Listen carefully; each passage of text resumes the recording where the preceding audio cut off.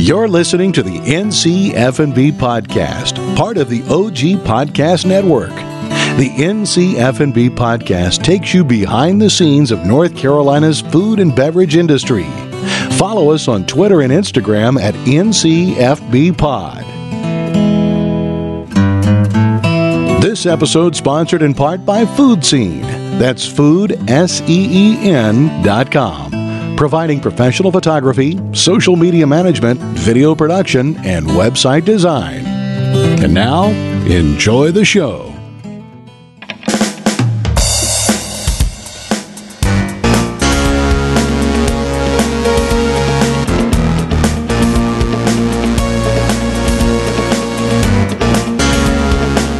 Hello, and thank you for listening to the NCF&B podcast. I am your co-host, Max Trujillo. And I am your co-host, Matthew Weiss. And today, thanks to the waves of Zoom, we have a man who said to have more enthusiasm for restaurants in the tip of his pinky finger than most people have in their whole lifetime. That's right. The CEO of everybody's favorite burger joint, Shake Shack, Mr. Randy Garutti, joins us today. Welcome, Randy. Thanks, guys. Really happy to be here with you. Yeah, it's fantastic. We are finishing out New York week. We went up there. We featured episodes with Chip and Tina of the Simone, Nick Ander of Myelino, Martina, and Marta, Floyd Gardoz of Bombay Bread Bar, and celebrated Tabla. And we just mentioned this before we got officially started. And Randy, your eyes kind of perked up when we mentioned all those names. I believe you might know a few of those people we spoke of. Yeah, I mean, some of those guys are just so talented. You know, my first job in New York when I moved back here almost 19 years ago was as the general manager of Tabla, working with Floyd Gardoz when we were just kind of redefining what Indian food meant to this city. That was such a good restaurant that informed so many incredible chefs around the country have worked with Floyd Gardoz. He is just such a good guy, a talented guy, and God, I miss that restaurant.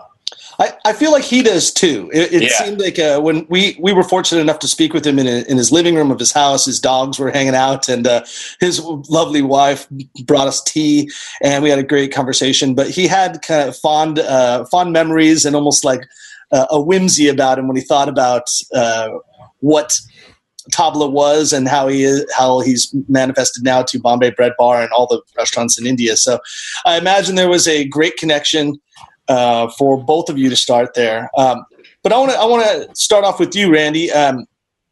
Just kind of giving perspective to everybody. Of course, you're the CEO of Shake Shack, but you have been working inside of Danny Meyer's restaurant group, USHG, for such a long time. And when you look at your resume, it almost reads like someone that should just be running fine dining restaurants. And then quickly there's this hard right turn, and now you're running burger joints.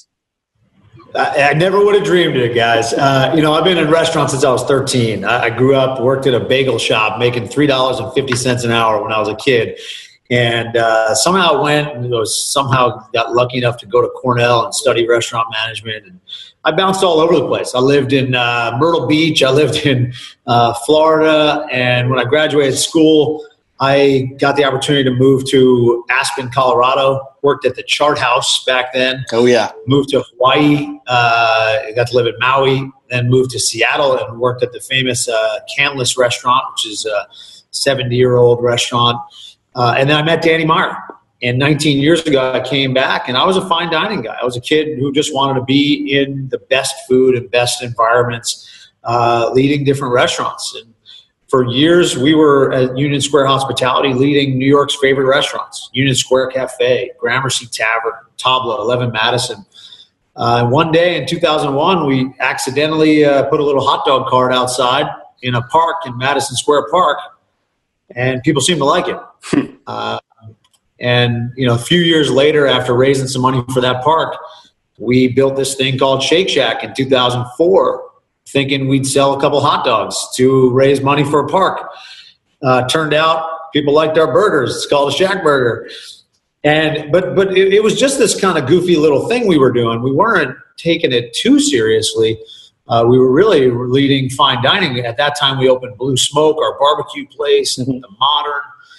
And then one day walking home, 2008, I see a for rent sign, and Danny and I had a conversation. Just said, people seem to like this Shake Shack thing. Maybe we should try a second one, see what happens.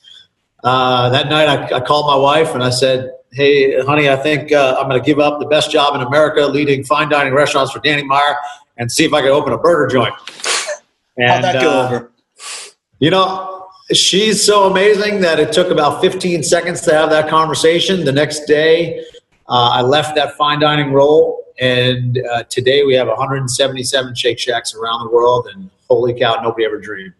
It's incredible. That path, I mean, well, here you are with 15 years of restaurant business on your resume, and now you're the CEO of a billion-dollar company. Yeah, I've been called a lot worse than CEO over the years. So that one. Oh yeah, Floyd Cardo's already said all that. Yeah, he would. He also cooked at my wedding, by the way. So, here's what's amazing about the Shake Shack story is none of us ever dreamed or wanted this. You know, none of us, even when we built the second, could ever have imagined a third or a fourth. And we sure as hell didn't think we'd become a public company. I mean, today we're in 13 countries around the world. And, you know, I often not so jokingly say I couldn't spell IPO 3 years ago when we went public. So, you know, being a CEO was not something I imagined. But when you really think about it, for all the food restaurateurs out there, I think everybody who leads a business, a restaurant, whatever the scale, is a CEO. Yeah. And I'm just doing it on a different scale right now. I was going to say, being a general manager, especially of places that have a lot of moving parts, like Union Square Cafe, it's almost just a larger version of being a GM, right? In a sense. That's exactly right. I mean, restaurateurs do everything. We're plumbers. We're painters, phone people. We are air conditioned fixers. We're the host. We're the cooks. I mean, you're doing it all in the most magical sense. That's why I love our business. I just think the people in our business are filled with just special human beings who know how to work hard and love their lives. It's kind of the antithesis of just data entry and monotony. Exactly. I mean, that's why we got into the business. I want to be on my feet, running around. I wanted to travel the world because of this business. And I think at the end of the day, you either get joy out of taking care of other people or you don't. And if you do, this is a business for you. It's been well documented. It's in Danny's book, Setting the Table, that we talk about all the time on our show. The fact that, like you said, started this hot dog stand literally to raise money for Madison Square Park Conservancy. That's right. And so now today, 177 locations. Obviously, you're opening up. You opened up in April in Charlotte. I believe there's already a second one slated for Charlotte. What does that conversation look like in terms of how you guys look for a new location, and how does that begin? Well, you know, especially now, you know, people would say, okay, you're a public company and you got to grow too fast and all these things.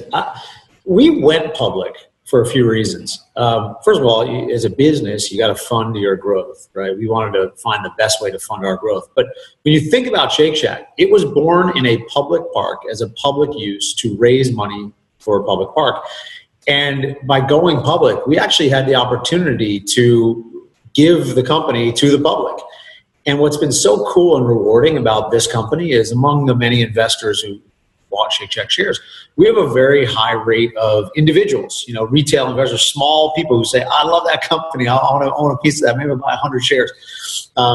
So we've been able to do that. And I think when you go public, if you stay true to who you are before this all happened, that's when growth is sincere and organic and at the right pace. So you take North Carolina, this is a really cool story because as we grow, we go a lot of places, right? We don't want to go too fast. We want to do it right.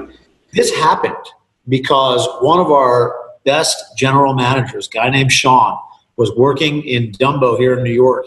And he came to us one day and he said, hey, you know, my wife's from the Carolinas and I think I got to quit because we're going to move down there. And I'm like, you're not quitting. We'll open a restaurant. Okay. Where do you want to live? Charlotte. Okay. And that's literally how it began. And that story has happened in multiple cities. And it doesn't mean it happens every time. Sure. But it tells you that for us, what's most important is our leaders who train future leaders. And when a guy like Sean raises his hand, we're gonna go for it. So here we are in Charlotte, because of that start. That's cool. I wanted to ask you also if going public, if I buy shares in Shake Shack, does that give me a right to cut some of the lines? I think you have to wait longer when you own shares. I don't know how that works. No, a lot of people have said there's a black card out there, but if you ever find one, let me know, because I've never seen it. This is just a funny anecdote, but as we were leaving New York and we were in JFK, is that right, Matt? Yeah, we're walking to our gate. And we see a huge line for a Shake Shack. And I go, oh, man, that sounds really good. We should get a Shake Shack. But the line's so long. And I kiddingly say, and having never been to JFK, I said, let's just keep going down another 10 gates. I bet there'll be another Shake Shack. And sure enough, I think it was like 15 gates. Matt points, he goes, hey, bro, there you go. And there was another Shake Shack with not as big of a line. So it paid off to walk. Well, that's the trick. You got to know that first one, everybody bunches up there, because the people who aren't the pros, you got to get down to the other gate, B36. So yeah, that's the pro tip. Go to the second. Patience is a virtue, my friends. Patience is a virtue. So, Randy, let's ask some the harder questions here. For one, so we're getting into North Carolina. You're getting into North Carolina. This is a state that Matt and I both have moved into. We're not from here, but coming into this area, it's flush with amazing agriculture. The food culture is very important to this state, but local entrepreneurial business is very important to the state as well. And when you have growth, like we're having, the growth all across the state is fairly exponential at this point. So, of course, we're going to bring in bigger businesses and companies that are opening their 177th location. You are now entering the realm of social responsibility when it comes to food accessibility, and with North Carolina being the 10th hungriest state according to some studies, how do you position Shake Shack, or what role do you want to play in our state's industry as a large food vendor? Yeah, I love that, because that's exactly how we need to think. If you were walking through our office here, we got a sign on the wall that I'm fond of saying: the bigger we get, the smaller we need to act. Nice. What does that mean? Look, good companies should grow. Growth shouldn't be a four-letter word, right? We for a long time rebelled against the word chain. We didn't want to be a chain. And then we stopped and said, you know what? What if every link in the chain actually made the chain and the people within it stronger? And that's how we think. So our idea is not, we're going to take this Shake Shack thing and parachute it into your hometown and we're so important.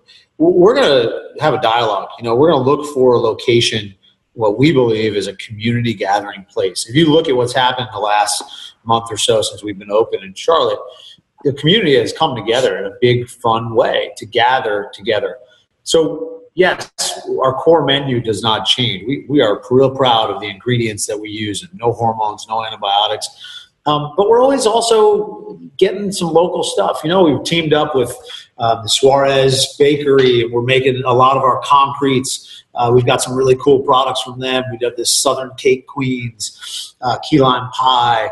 So it's just so many of the things that we do. Obviously, we did our pop-up at Lenny Boy, and we looked for cool local breweries. We just have a respect for your food culture. I mean, for North Carolina, that started probably when we opened Blue Smoke, our barbecue restaurant. And Danny and the team would go down and just eat up the best barbecue, and just with respect to the great style of North Carolina barbecue, doing a lot of learning.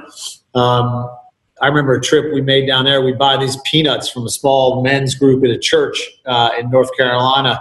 And I got in the car one day with my boss at the time. We drove down, made peanuts with these guys, and we bring those back to New York and sell them at Blue Smoke. So we're just trying to be who we are with great respect to the local culture. And I think that has resonated with people around the country when we try to do that.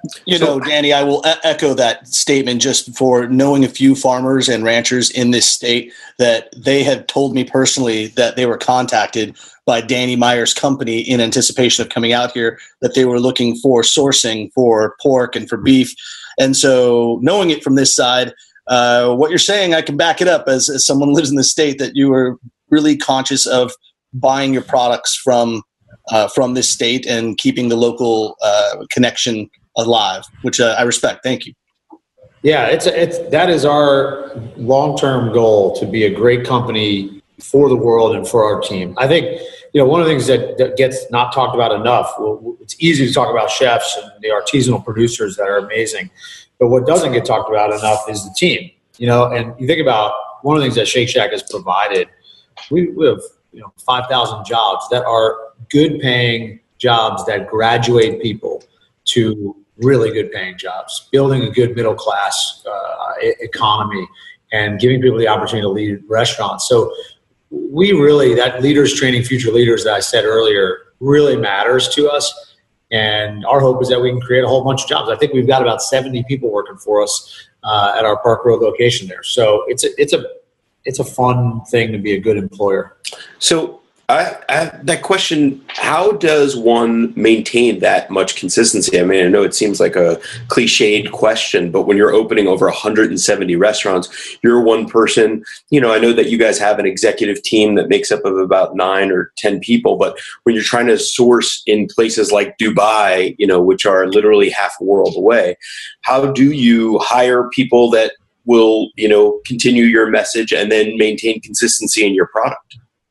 Well, I think, Danny Meyer really taught us that. If you look at what Danny's done in the restaurant universe, yes, he has some of the world's favorite restaurants, but what he's done better than anybody else is been intentional about what is a very intuitive business, right? We're in restaurants and chefs, we're intuitive. We cook, we go, and we make it happen. But what Danny's done is said, here's what this is going to feel like, and here's what feel looks like. When we hire people, these are the traits we're looking for, right? We're working for hardworking people that are self-aware, people with good character and integrity. We name those things. It's in Danny's book. It's in our Shake Shack book. And then we live them and we check in and we try not to be corporate. I hate red tape. I hate when I find out that things are taking too long because of things. That said, we also want to be safe. We want to make sure we're bringing you a product that you can trust. And when we do that around the world, we're working with the best teams and the best partners we possibly can to ensure that the product, the experience is incredible. One of the things that amazes me, if you go to Shake Shack in South Korea and Seoul, you go to Dubai, you will love the team there. I mean, you will want to give these guys a hug. It is so encouraging every time I travel to see how the Shack culture, it just kind of resonates with people. It matters. And at the end of the day, we're serving a simple cheeseburger. Right. Has there ever been a time where it didn't work? Like, I don't know, probably you don't want to talk about the losses, but I think they're important to understand success. Has there been a Shake Shack that had to close, or one that was supposed to open, but you didn't open because you couldn't find the right team? We've never closed one here in this country. We've had a couple that are in some complicated places in the Middle East that we've had to move or close, but those were for more geopolitical reasons than business reasons. Gotcha. Other than that, the answer is no. That doesn't mean we don't make mistakes. We make mistakes every day. We are not utopia. We are not a perfect employer or perfect operator. So yeah, I think there's some sites that have been better than others. We've learned a lot about things. You think about even what's happening now in your hometown. It's hard to live up to the expectations. Right, you come to that Shake Shack and you wait all this time, and there's a huge line of people, and you say, okay, this is just a cheeseburger. What's the big deal? I'm certain that some people could say that, and I wouldn't blame them. It's hard to live up to expectations when you have that kind of fervor. So our job is plugging away one guest, one burger, one shake at a time, so that you have a good experience and hopefully you come back. When it comes to vodka, it starts at the farm. Social House Vodka sources corn locally from a farmer who plants non-GMO corn. And because it's made from corn, it's also gluten-free. Social House Vodka comes from Kinston, North Carolina, and sources water from the ancient Black Creek Aquifer. Social House Vodka. Live socially, enjoy responsibly. This is not a hard-hitting question, more of a ridiculous question. But when you started, you were a hot dog stand, but the name was Shake Shack. Was it always Shake Shack in the beginning? And where did the shakes come from if you were making hot dogs? Yes, in the very beginning, it was literally a hot dog stand that was part of an art project. It was an artist from Thailand whose vision was New York taxis on stilts. And he built these New York taxis in the park. And underneath it was this little hot dog cart called I Heart Taxi. And that was, we served what we called taxi dogs, which was like a, simmered red onions, sauerkraut dog. And we served Chicago style hot dogs. And then it wasn't until 2004 when the Shake Shack was born in the kiosk where we put the Shack Burger on the menu. Again, we put like a little griddle in there because we thought we'd just sell hot dogs because that's what we were famous for. And people told us they like burgers too. So that's how it all started. But, we didn't want to be a burger joint. We didn't want to be a burger in the name.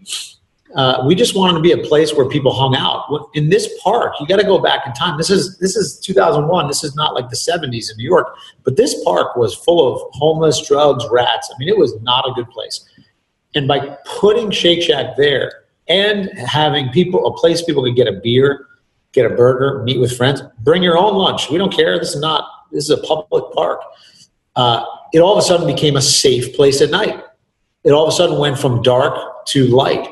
And I think you've seen it in the great cities in North Carolina. When you build a restaurants always lead rejuvenation of neighborhoods because they give people a place to gather, create safety, and create places where you can be with friends. And that's all Shake Shack's ever wanted to be. All right, let's transition here for a second and not totally away from Shake Shack, but let's hear about the life of a CEO.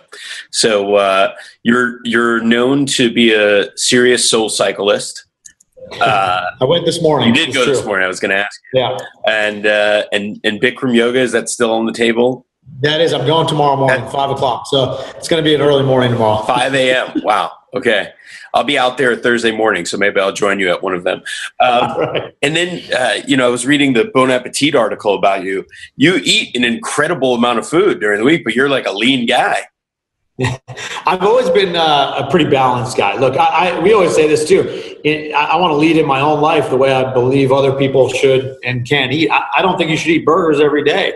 But when you do, it should be a really good one. So make it a Shack burger and don't waste your burger, shake, fries on anything that's not great. But I believe life of balance. I think for me, I spend a lot of time with my family. That's the most important thing, and my wife and my kids. But I wake up almost every morning really early before 6 o'clock and get out there, get a workout in, get to my office around 8, and then work hard all day. Especially when we're on the road, we got to go find the best food in any given city, no matter where we are in the world. We were just in Hong Kong for our recent opening, eating some incredible Cantonese food. So you got to do it with balance. And I believe the physical nature for me personally, I need to be in great shape physically to have my body feel good so that I can be a strong husband, strong dad, and a great leader. I guess you could also have your fried chicken sandwich now too, as well, right? That's part of something that you're doing. So you're not just a burger joint, but you were going into the South now, and you're making fried chicken. Was that a conscious decision, or did you have any muses down here that made you understand what to do with fried chicken? Well, that chicken was it was like a 4-year process. We talk about it in our book. We started this saying like, hey, let's get something healthy, right? Let's have a grilled chicken and all. And we just couldn't make one we really liked enough. So we started frying it, and then we were like, God, that's really good.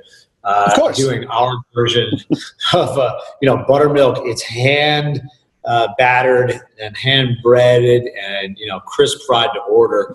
It's just really, really good. I think one of the things we don't do is say, hey, let's go to fried chicken capital of the world and try to be the best fried chicken. We want to do what we think people like often, and when they come back, so it's something you can eat all the time. So this fried chicken, this what we call the Chicken Shack, it's just so simple, classic, good. We wanted to do to the fried chicken sandwich what we did to the burger, just make a classic, humble version, better than you've had it at any kind of traditional fast food restaurant. Well, like the way Sam Jackson mentioned what was it, McDonald's in Pulp Fiction with La Big Mac or Royale with cheese. Royale with cheese. Do you? They don't know what a quarter pounder is, man. They're on a metric system. Does your menu then change? Like, for instance, when you're in Hong Kong, are there more Asian appropriate menu items on menus out there? What we've learned, whenever we go somewhere, people want us to be Shake Shack. So we do not change the core. Nice. Then what we do is we don't go try to say, hey, in Japan they like this or that or the other thing. Let's put this sauce on it. No, that's not what we do. What we do is go find great ingredients. So when we go to Hong Kong, we're going to find the best chocolates. We're going to find the best bakers. We're going to find the best ingredients we can and add them in a different way to our core menu to make it the best we possibly can.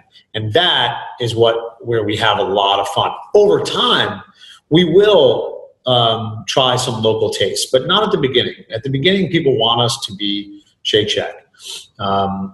But, we want it to sort of, I guess, the way to say this, it's got to feel like Shake Shack wherever you go, but it should taste like wherever you are. How does that balance, going back to your fine dining roots? I mean, a fine dining chef's going to do what they want to do, right? Is that somewhat seeing that, we're going to give the people Shake Shack what they think of Shake Shack? It's a little bit of a different mentality, right? So is that kind of one of the switches you have to make from running fast casual as opposed to fine dining? Well, I think you got to honor the fine dining more than ever. I think this is part of why this story has happened and why there's never been a burger joint that everyone could afford that was birthed from a company like Danny Meyer's fine dining company.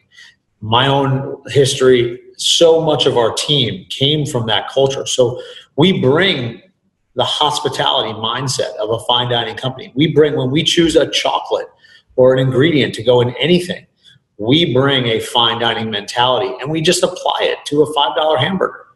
That's I think the magic of the whole thing. Those people who understand, I'm pretty sure you wouldn't be on the phone or the Zoom, whatever we want to call what we're doing right now with me, if we were just another burger joint. And I think that's the difference. There's a provenance and there's a history that matters that we bring into our designs. We just actually had the CEO of Arby's on just before you. So no, I'm kidding. Well, I bet he's an amazing guy. I got a lot of respect. We have the meats. They got those new gyros out right now. They're delicious. No, brilliant. Those guys are brilliant. No, I do have so have you ever blind tasted a Shake Shack burger versus, let's say, an In-N-Out burger? Oh. Careful there, Randy. Careful. I'm from LA. That would be too easy. Hey, just for the record, when I get off the plane in LA or Vegas, the first place I go is In-N-Out burger. Yeah, you and my wife, same thing. You have to. I mean, look, we're not trying to tell people that we have the best of anything. We're trying to say, here's how we do things. I hope you put it on your rotation. If you love a good burger, make it good. But no, I have blind tasted Shack burgers all over the world and making sure that they are how we want them to be, better than ever. So I can't even count the number of burgers I must have eaten over the last decade. Your colon thanks you. One question leading up to that. When you're in New York, okay, you have a hankering for a burger. Line at Shake Shack is way too long and you're hungry. Where do you go get a burger in New York other than? Well, for number one, I would just download our app and cut the line because that's really easy way to do it. There you go. If I wasn't thinking that way, I love the Spotted Pig. Yeah. I love Minetta Tavern's burger.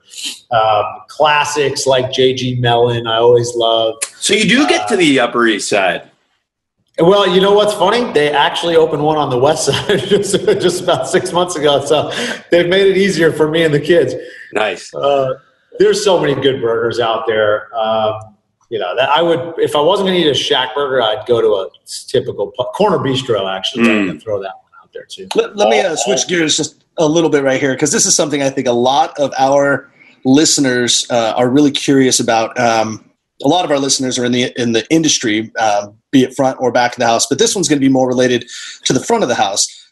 We recently when we were in New York, had lunch at Gramercy Tavern, and it was amazing. It was my first time going out there. But while we were sitting there, we were reminded of the no gratuity aspect of the industry that I believe Danny, Meyer, and yourself together have kind of been very focused on being the leaders of that movement. And I'd love to know now, having executed this process for a few years, how is that going, and what do you see as far as benefits and pitfalls?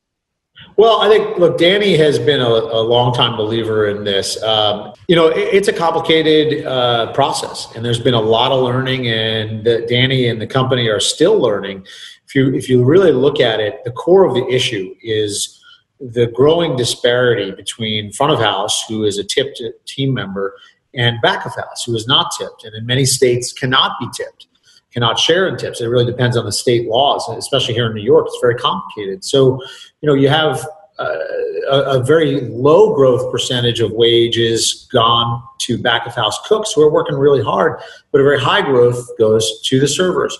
So Danny's goal has always been to just balance that out and make it so that everyone can thrive in the industry. So, kind of having a set price and then not taking tips enables a higher pay rate for everyone.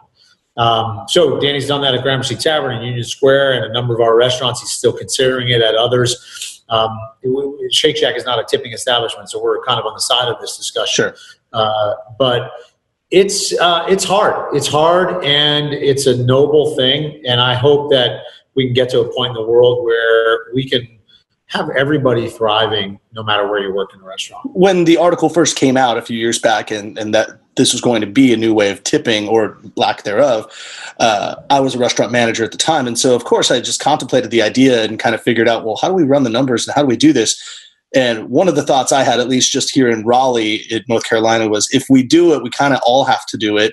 And we have to have somebody that's a leader in this area to kind of pick it up. And I recommend, out here, Ashley Christensen's one of our most respected chefs and restaurateurs. So it's like, if Ashley did it at all of her locations and Empire did it at their locations, and, if everybody did it, then it would be okay. But it's really difficult, and it's very brave for one business to do it, because by in turn, your steak now is seemingly $8 to $10 more expensive than your neighbor. So, but again, if you're not including the tip with it all kind of works out in the end. But it is a very challenging way to unlearn the way we've been dining as guests for so long.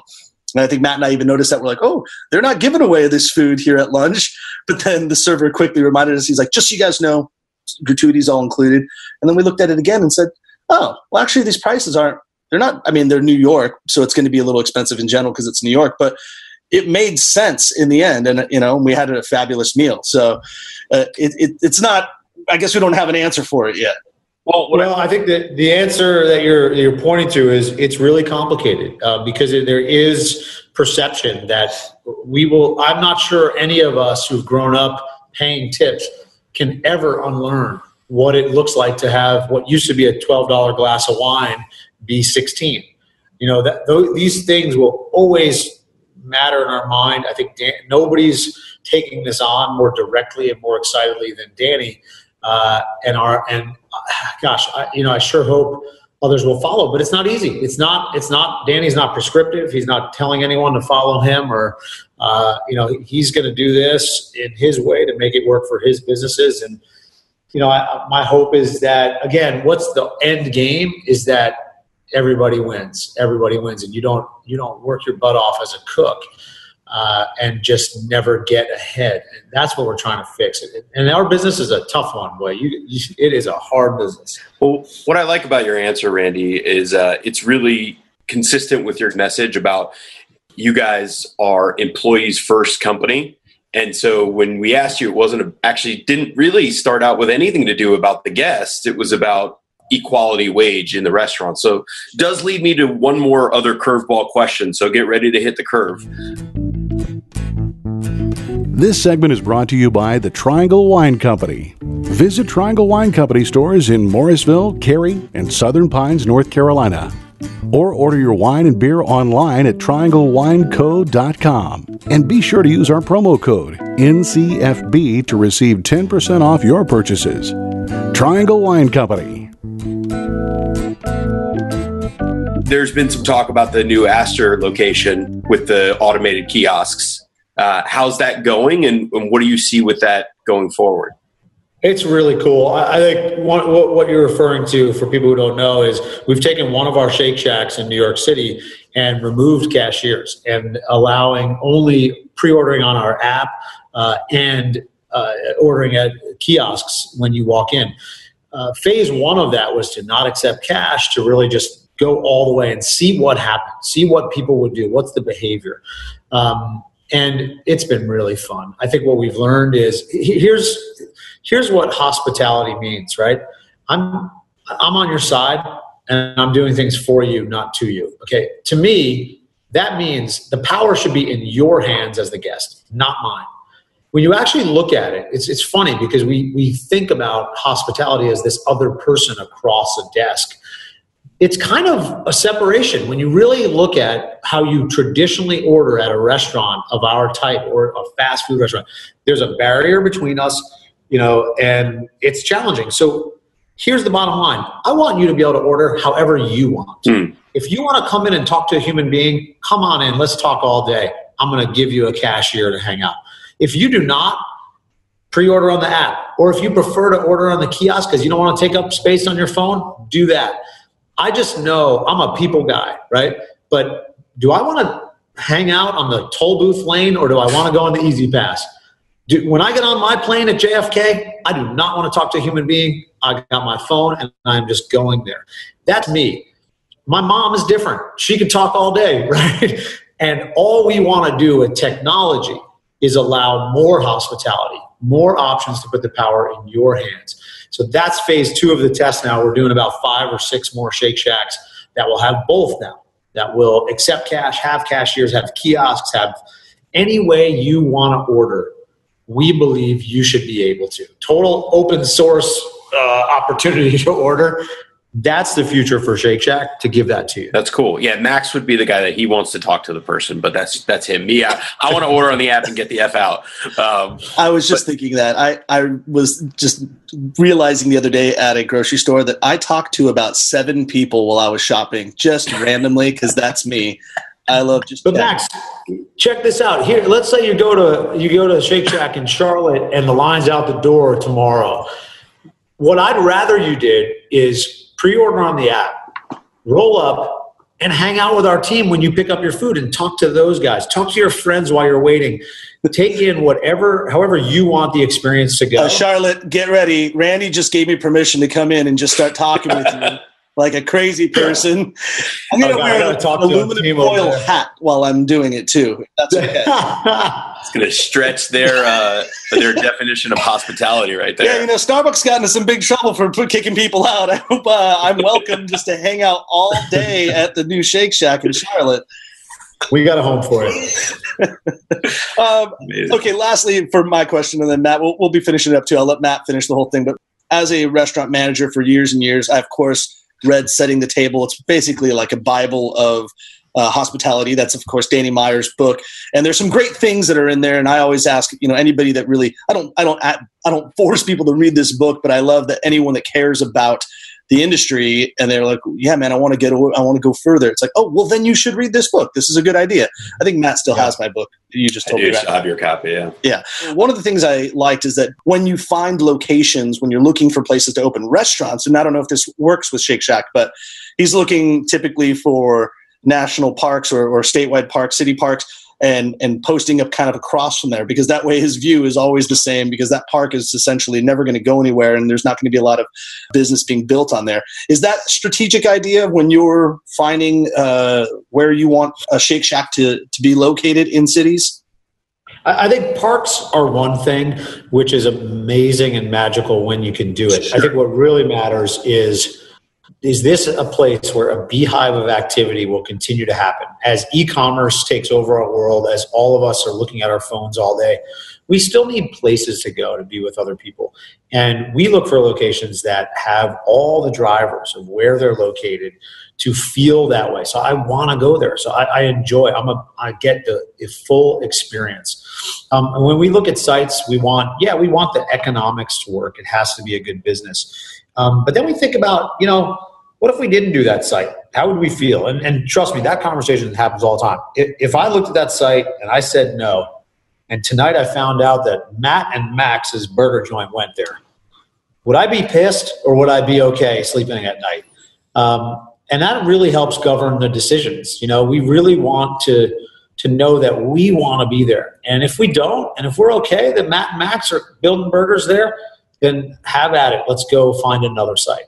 And we really want to be confident and patient and balanced in the way that we build communities. Nice. Well said. Matt, why don't you finish it up with us and we'll take it home. Yeah, a couple of questions left for you, Randy, and then we'll let you get out of here. I know you got a busy day. First of all, is there any other new locations on the rise for North Carolina? We are looking. We're not naming a whole lot just yet, but I promise you that look, the way we do things is we don't try to come in and have a barrage of growth. We concentrate on what we're doing.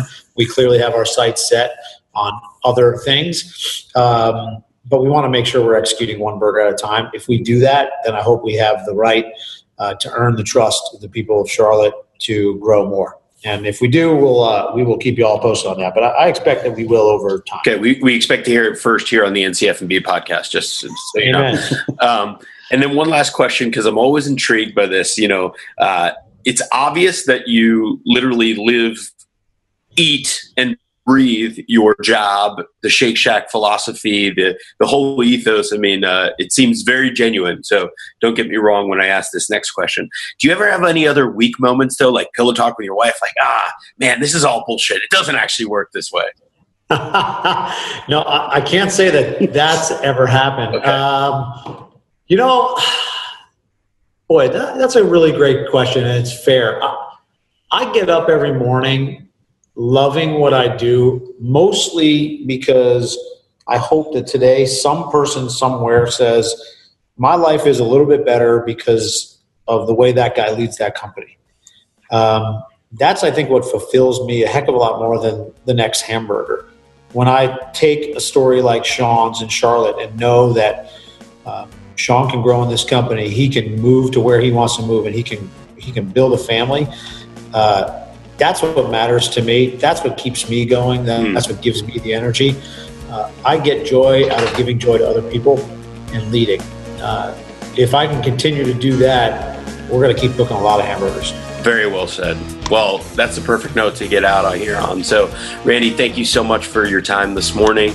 Keep doing what you're doing. Everybody of our listeners, go to Charlotte. And you got the pro tip here. Download the app so you don't have to wait in line. There you go. Go to Shake Shack and you will eat and drink very merrily.